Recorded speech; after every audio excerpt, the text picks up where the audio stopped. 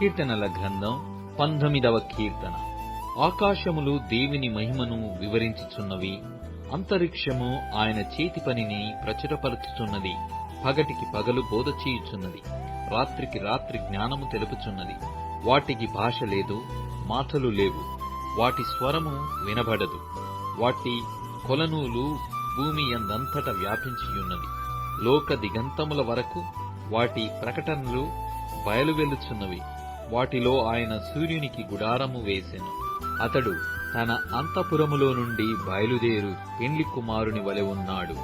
శూరుడు పరుగెత్తనుల్లసించున్నట్లు తన పదమునందు పరుగెత్తనుల్లసించుచున్నాడు. అతడు ఆకాశమున ఈ దిక్కు నుండి బయలుదేరి ఆ దిక్కు వరకు దాని చుట్టూ తిరిగి వచ్చుచున్నాడు. అతని వేడిమికి మరుగైనది ఏదియూ లేదు. యెహోవా నియమించిన ధర్మశాస్త్రము యథార్థమైనది, అది ప్రాణమును తెప్పరిల్లజేయును. యెహోవా శాసనము నమ్మదగినది, అది బుద్ధిహీనులకు జ్ఞానము పుట్టించును. యెహోవా ఉపదేశములు నిర్దోషమైనవి, అవి హృదయమును సంతోషపరచును.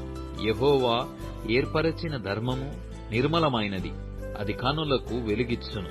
యెహోవా యందైన భయము పవిత్రమైనది, అది నిత్యము నిలుచును.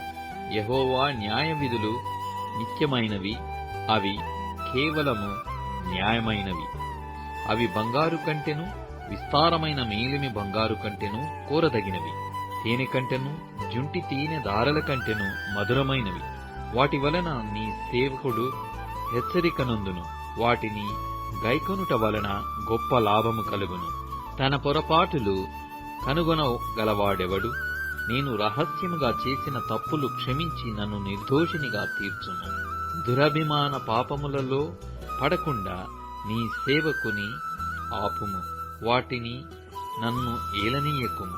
అప్పుడు నేను యథార్థవంతుడనై అధిక ద్రోహము చేయకుండా నిందారహితుడనగుదును. యెహోవా నా ఆశ్రయ దుర్గమా, నా విమోచకుడా, నా నోటి మాటలును నా హృదయ ధ్యానమును నీ దృష్టికి అంగీకారములగునుగాక.